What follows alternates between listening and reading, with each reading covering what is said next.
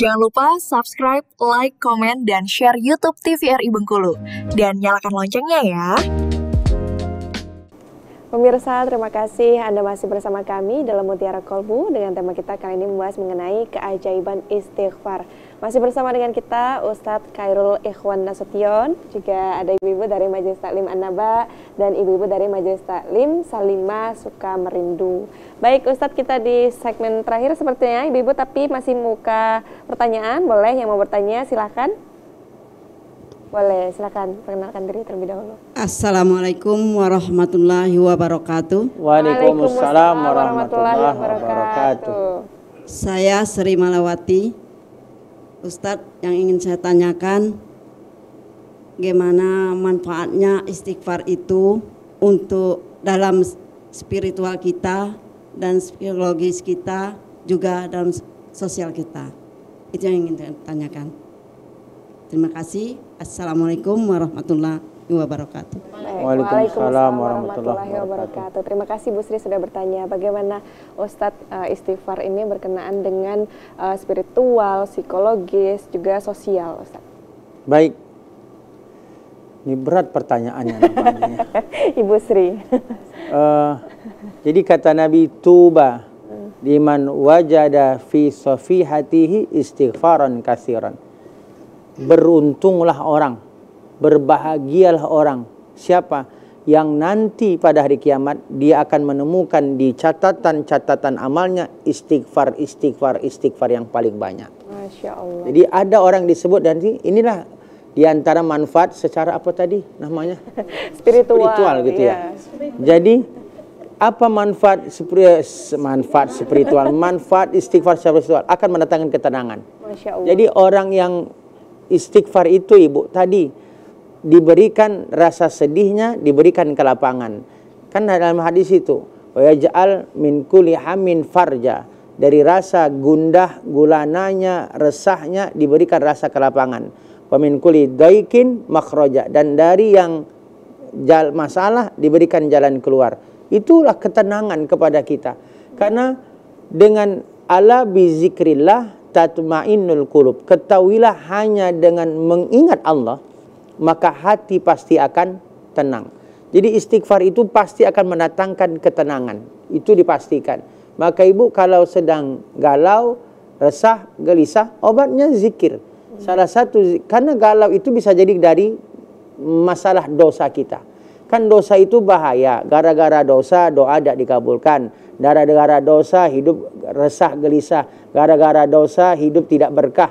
Puncaknya gara-gara dosa doa tidak dikabulkan. Gara-gara dosa itu menjadi sebab kita mendapat azab dan siksa. Itu semua gara-gara dosa.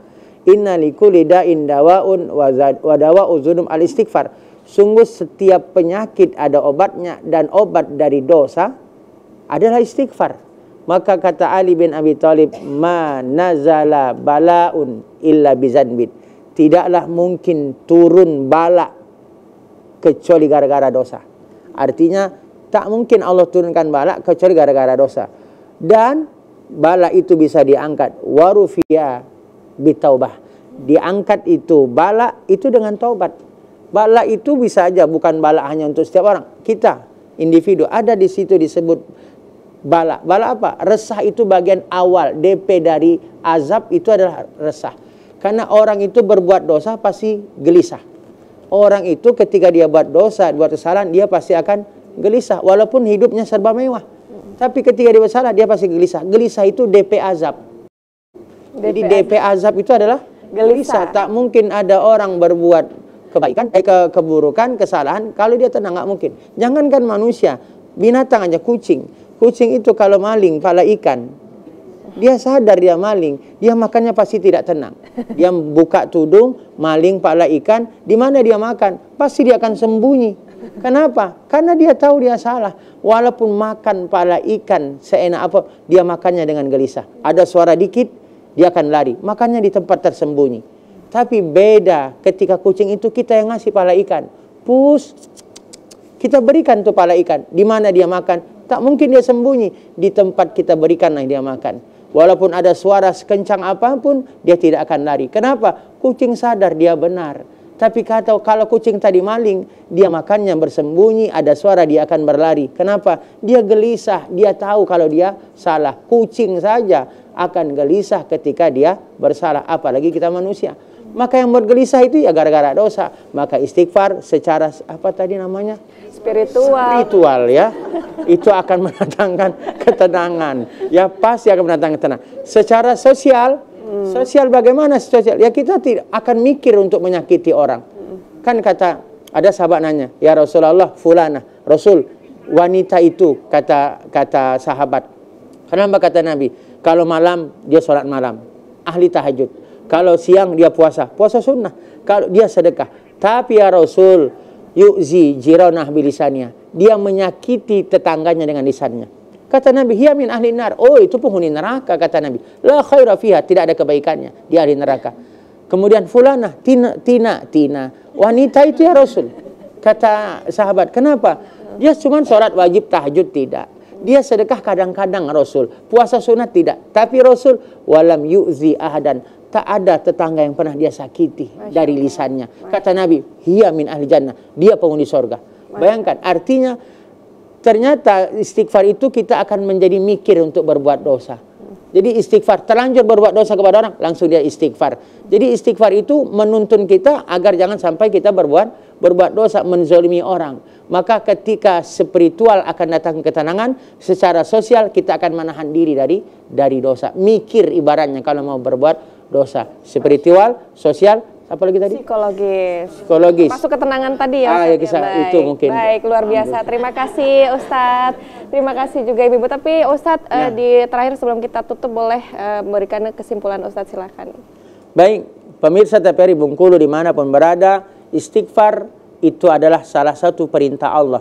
Wastaghfirullah, minta ampunlah kamu kepada Allah. Innallaha kana ghafurar rahima, sesungguhnya Allah itu Maha Pengampun lagi Maha Pengasih. Istighfar itu amalan para nabi. Istighfar itu adalah obat dari segala dosa yang terlanjur kita lakukan. Istighfar itu bagian zikir kepada Allah sekaligus meminta ampun kita kepada Allah dari dosa. Istighfar itu kalau tidak kita lafazkan, tidak kita lazimkan, maka istighfar itu menjadi sebab dosa yang terlanjur kita lakukan jadi sebab azab. Azab itu diawali gara-gara dosa. Dosa itu membuat masalah di dunia, resah, gelisah, doa tidak dikabulkan, hidup kita tak berkah. Nanti puncaknya gara-gara dosa itu kita mendapat azab, dan gara-gara azab kita disiksa. Nah, ini menjadi sebab obat itu semua dari dosa itu adalah satu, istighfar. Wallahu a'lam. Baik. Terima kasih Ustadz Ikhwan. Terima kasih juga Ibu sudah hadir hari ini.